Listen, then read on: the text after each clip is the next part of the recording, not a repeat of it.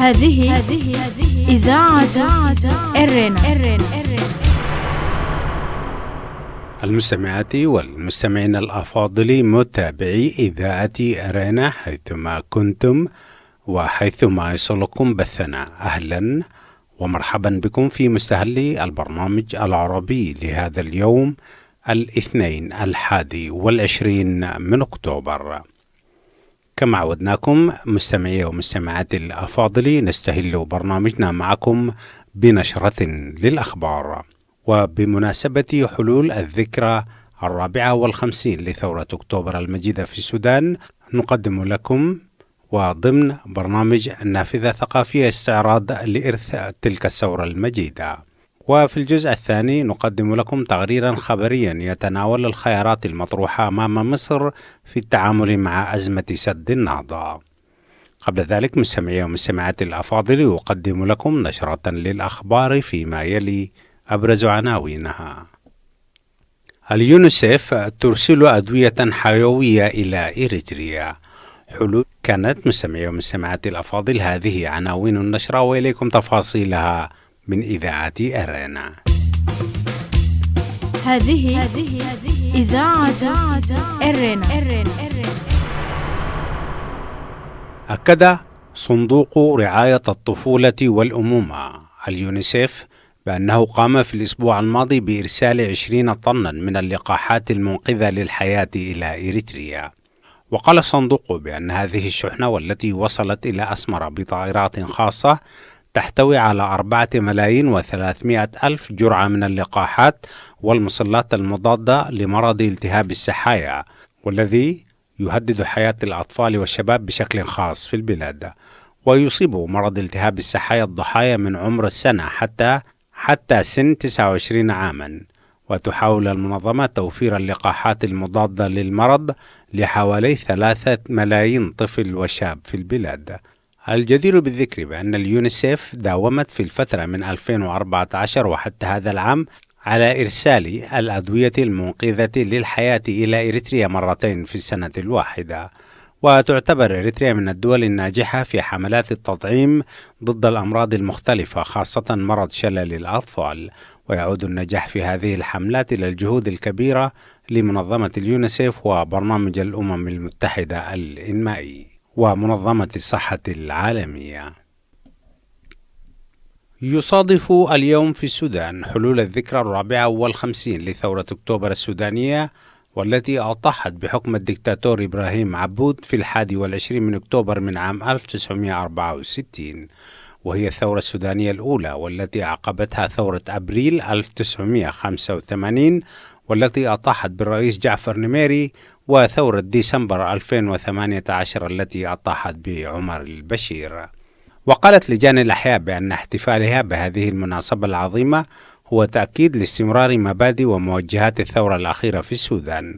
للمزيد حول هذا الموضوع تابعوا معنا حلقة اليوم من برنامج تعليق على الحدث. أكد الرئيس الإيطالي سيرجيو ماتاريلا أن العنف والهجمات العسكرية في منطقة شمال أفريقيا يزيد من خطر التهديد الإرهابي. وقالت السفارة الإيطالية في تغريدة لها بموقع تويتر أن ماتاريلا أكد أن الوضع الحالي على الأرض في ليبيا هو بالنسبة لروما مصدر قلق كبير، مضيفا: نحن مقتنعون بأن استمرار العنف والهجمات العسكرية يعرض للخطر استقرار منطقة شمال أفريقيا بأكملها ويزيد من خطر التهديد الإرهابي.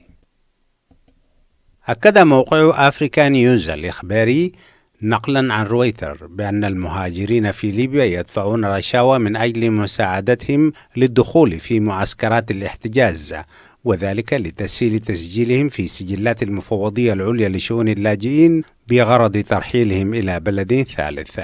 وقال فينسنت شاتيل من مكتب المفوضية في طرابلس بأن المهاجرين يعانون من أوضاع سيئة خارج المعسكرات نظرا لوقوعهم ضحايا لعصابات الإتجار بالبشر وتعرضهم لصنوف من الاستغلال. وقال بأن المفوضية ليس لديها للأسف الإمكانيات للمساعدة في تأهيل المهاجرين وتحسين أوضاعهم. وكان 50 مهاجرا قد لقوا مصرعهم في يوليو الماضي في مدينة تاجورا عندما قامت طائرة بقصف مركز الاحتجاز الذي يقيمون فيه، وجرح العشرات في نصف الغارة. المستمعين والمستمعات الأفاضل، كانت هذه نشرة الأخبار، وهذا تذكير بأبرز عناوينها. هذه إذاعة إرنا. اليونيسيف ترسل أدوية حيوية إلى إريتريا حلول الذكرى 54 لثورة أكتوبر في السودان. إيطاليا تعرب عن مخاوفها من تدهور الأوضاع في شمال أفريقيا، ومهاجرون في ليبيا يدفعون رشاوى لدخول معسكرات الاحتجاز. استمعتم فيما مضى مستمعي ومستمعاتي الأفاضل إلى نشرة للأخبار قدمناها لكم من إذاعة أرينا. متابعة طيبة أتمناها لكم مع ما تبقى من فقرات برنامجنا. إذاعة إرينا، صوت مستقل لإريتريا. المستمعون والمستمعات الأفاضل، متابعي برنامج تعليق على الحدث، أهلا وسهلا بكم في حلقة جديدة من برنامجكم الأسبوعي، والذي نخصص الجزء الأول منه لاستعراض إرث ذكرى ثورة أكتوبر المجيدة في السودان، وفي الجزء الثاني نقدم لكم الخيارات المصرية في التعامل مع أزمة سد النهضة مع إثيوبيا، وذلك في تقرير إخباري من القاهرة. فأهلا وسهلا بكم. هذه إذاعة إرنا. في منتصف الأسبوع الماضي أوردت وكالة السودان للأنباء الخبر التالي: أكدت لجان مقاومة أحياء الخرطوم مشاركتها في موكب 21 من أكتوبر، حيث قررت تنسيقية لجان مقاومة الأحياء بالخرطوم الخروج في مواكب لاستكمال مطلوبات الثورة ولدعم قضايا وحكومة الثورة، والمطالبة بإزالة كل العوائق والعقبات التي تعترض طريق تحقيق أهداف هذه الثورة وإنفاذ مخرجاتها، معتبرة أن يوم 21 أكتوبر يوم مشهود من أيام الثورة الظافرة، كما هو يوم مشهود في تاريخ ونضالات الشعب السوداني. وفي بيان صادر عنها قالت لجان مقاومة أحياء الخرطوم أنه تطل علينا هذا العام الذكرى 54 لثورة أكتوبر المجيدة، التي تعتبر من أوائل الثورات الشعبية في الإقليم التي أطاحت بحكم عسكري تحقيقا لرغبات الجماهير.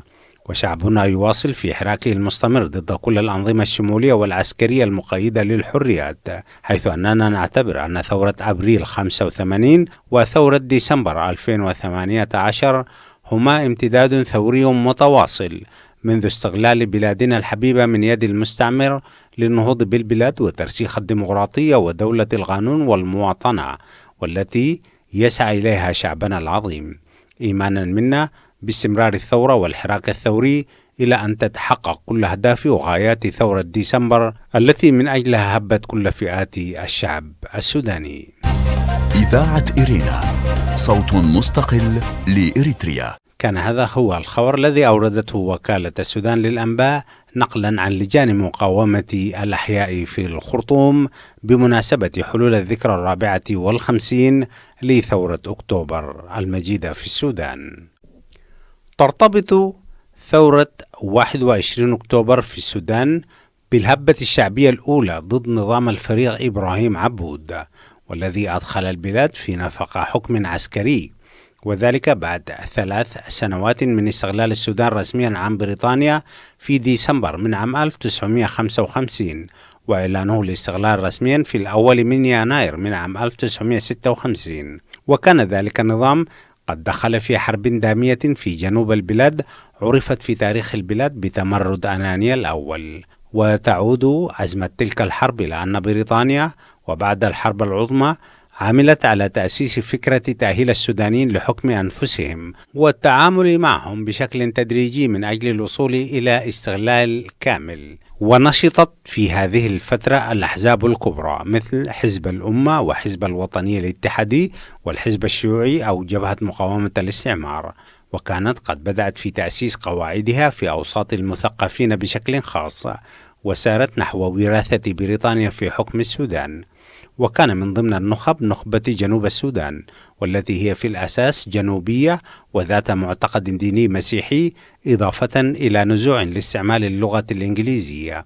وكانت بريطانيا قد عزلت الجنوب عن الشمال حسب ما عرف بقانون المناطق المخفولة، وحد هذا التصرف الاستعماري من النمو المتساوق للجنوب والشمال. ومن أجل الفوز باستغلال السودان، وعدت النخبة الشمالية نظيرتها الجنوبية بدعم فكرة الاستغلال، على أن تقوم النخبة الشمالية بالتعامل مع تظلمات الجنوب بإعطائه الحكم الفيدرالي ومراعاة تكوينه الديني والثقافي المختلف عن الشمال. ولكن بعد تحقيق الاستقلال انصرفت النخبة الشمالية إلى التنازع في الحكم، وأهملت المطالب الشرعية لأبناء الجنوب، الأمر الذي أدى إلى اندلاع الحرب الأهلية الأولى وتدخل الجيش من أجل إخمادها. واستطاع الجيش الاستيلاء على السلطة في انقلاب في 17 من نوفمبر من عام 1958، وأحل البرلمان والأحزاب، ورزحت البلاد تحت وطأة الحرب الأهلية من ناحية وحكم العسكر من ناحية أخرى. هذه إذاعة إرنا. وفي 21 من أكتوبر من عام 1964 خرج طلاب جامعة الخرطوم في مظاهرات عارمة، وقامت الشرطة بإطلاق النار عليهم. ولقي الطالب بكلية العلوم أحمد الغرشي مصرعه نتيجة إصابته برصاصة في الرأس. وبعد تشييع جثمانه زاد عدد المتظاهرين ضد الحكومة، حيث خرج العمال والطلاب في وقت واحد مطالبين بسقوط الحكومة. وحاول الفريق إبراهيم عبود كعادة الحكام الخروج إلى الشعب مهدئا، ووعد بتكوين حكومة تلبي مطالب الجماهير، ولكن ذلك لم ينطلي على الجماهير الثائرة، والتي واصلت تظاهراتها لحين سقوط الحكومة وتشكيل حكومة عرفت بحكومة جبهة الهيئات ترأسها السيد سر الختم الخليفة. إذاعة إرينا، صوت مستقل لإريتريا. تظل ثورة أكتوبر معلما بارزا في التاريخ الأفريقي والعربي، فهي تمت في الستينات، في الوقت الذي لم تشهد فيه القارة الأفريقية والعالم العربي تظاهرات جماهيرية ضد الحكام. ثانيا، جاءت كرصيد شعبي للشعب السوداني يستلهم منه الدروس والعبر، حيث عاد الكرة في أبريل من عام 1985 حين أسقط الرئيس جعفر نميري. ولم يكتفي بذلك، بل واصل الاستمداد من ذلك التاريخ المجيد ليسقط الرئيس الثالث عمر البشير في أبريل من هذا العام، والشعب يستلهم تراث ثورتي أكتوبر وأبريل المجيدتين. وستكون هذه الثورات نبراسا للشعوب، خاصة لشعبنا في إريتريا الذي يقبع تحت حكم ديكتاتوري جائر، وأن الثورة صرخة ضد الظلم لا بد منها يوما وإن طال ليل الظالمين. هذه إذاعة إرنا. استمعتم مستمعي ومستمعاتي الأفاضل في الجزء الأول من برنامجكم الأسبوعي تعليق على الحدث، إلى تعليق حول الذكرى 54 لثورة أكتوبر المجيدة في السودان. أما في الجزء الثاني من برنامجكم لهذا الأسبوع نقدم لكم تقريرا خبريا من القاهرة كتبه محمد عبدو حسنين لجريدة الشرق الأوسط، وهو تحت عنوان 3 بدائل مصرية لتجاوز أزمة السد مع إثيوبيا. إذاعة إرينا، صوت مستقل لإريتريا. لا يبدو أن القمة المصرية الإثيوبية المرتقبة في روسيا نهاية الشهر الحالي مبعث تفاؤل كبير لدى القاهرة، التي شرعت في تصعيد دبلوماسي دولي للضغط على أديس أبابا بهدف التوصل لحلول توافقية تجنبها أضرارا متوقعة لسد النهضة على حصتها من نهر النيل. ويلتقي الرئيس عبد الفتاح السيسي رئيس الوزراء الإثيوبي أبي أحمد على هامش قمة روسيا أفريقيا في منتجع سوشي يومي 23 و24 من الشهر الجاري لبحث الخلاف. ويأتي هذا اللقاء بعد ما أعلنت مصر أن المفاوضات الفنية وصلت إلى طريق مسدود وطلبت بتدخل دولي. التصعيد المصري الأخير تجاه إثيوبيا ورفض مساعي أديس أبابا فرضية سياسة الأمر الواقع وفق تعبير الرئيس السيسي لا يعني تخلي الإدارة المصرية عن رؤيتها لأهمية الوصول إلى حل وفق الطرق السياسية والقانونية، حيث تدرك القاهرة أن التوافق مع إثيوبيا هو أمر حتمي رغم الصعوبات والتنازلات المتوقعة، بحسب دبلوماسي مصري مطلع تحدث إلى الشرق الأوسط. ويشير الدبلوماسي الذي رفض ذكر اسمه إلى أن تحركات متزامنة داخل أروقة المؤسسات السيادية حاليا لبحث خيارات تجاوز الأزمة وفق طرق سلمية وقانونية دولية للخروج بأقل الأضرار الممكنة. ولم يستبعد الدبلوماسي العودة مجددا إلى طاولة المفاوضات التي تجري بمشاركة السودان منذ حوالي 8 سنوات، ولكن وفقا لأسس وقواعد مختلفة، من بينها مقترح إدخال وسيط دولي محايد يضمن جدية الوصول إلى نتائج وعدم إهدار المزيد من الوقت. لازلتم مستمعي ومستمعات الأفاضل تستمعون إلى التقرير الخبري الذي أعده محمد عبد حسنين لجريدة الشرق الأوسط من القاهرة، وهو تحت عنوان 3 بدائل مصرية لتجاوز أزمة السد. هذه إذاعة إرنا. ويقول محمد عبد حسنين: كانت مصر قد صرحت علانية برغبتها في تدخل دولي للمرة الأولى خلال كلمة الرئيس عبد الفتاح السيسي أمام هيئة الأمم المتحدة في نهاية سبتمبر الماضي، كما أعربت مؤخرا عن تطلعها لدور أمريكي في الأزمة. لكن المقترح المصري وجه برفض إثيوبي قاطع، ووصفته وزارة المياه الإثيوبية قبل أيام بأنه يعتبر عبور للخط الأحمر الذي رسمته إثيوبيا. وتبني إثيوبيا السد بهدف أن تصبح أكبر دولة مصدرة للطاقة في أفريقيا من خلال توليد أكثر من 6000 ميجاوات من الكهرباء، وسرعت مؤخرا من عملية البناء.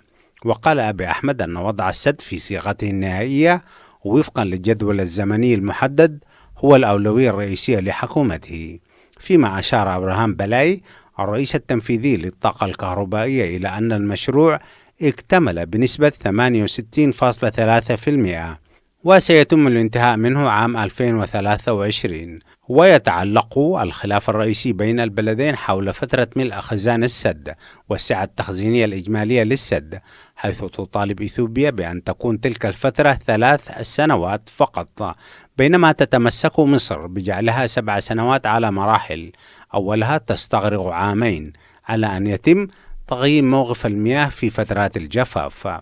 وخلال المفاوضات أبدت مصر استعدادها للتنازل عن جزء من حصتها من مياه نهر النيل والتي تبلغ 55.5 مليار متر مكعب، شرط ألا تقل في فترة ملء الخزان عن 40 مليار متر مكعب سنويا، بينما اقترحت إثيوبيا خفض حصة مصر ل 35 مليار متر مكعب فقط.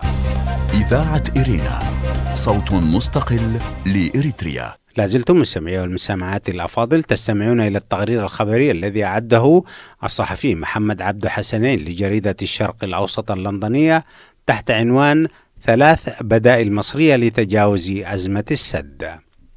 ويواصل عبد حسنين القول: ووضع التعثر الأخير للمفاوضات القاهرة أمام خيارات محدودة لتجاوز أضرار باتت تلوح في الأفق تتعلق بالتأثير على حصتها من مياه نهر النيل، والتي تعتمد عليها بنسبة أكثر من 90% في الشرب والزراعة.